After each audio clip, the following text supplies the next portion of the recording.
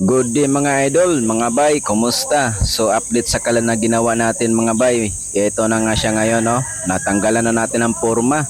So lulutuin at ihawin na lang ang kulang. So yan na mga idol. So ito na yung kalabasan na ginawa natin.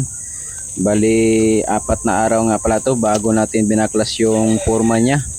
Para sigurado na tuyong-tuyo na siya at kapit na kapit yung simento. Dahil nga dito na part medyo makapal yan siya mga idol. Ayan na siya, oh.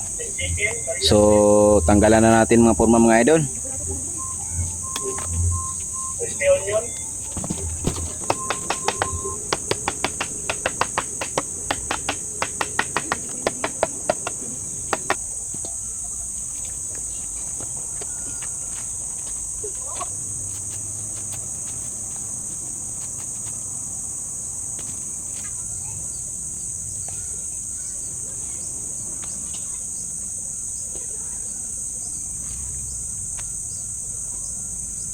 Luto na tayo ito ng bangus.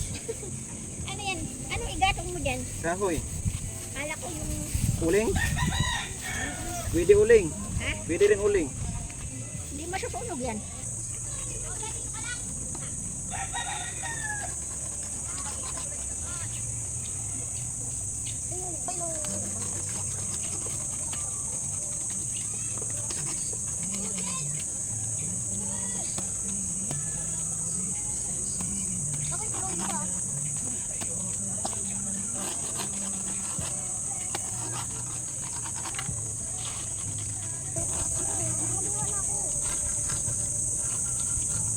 Hindi, alin mo na. Huwag na yan.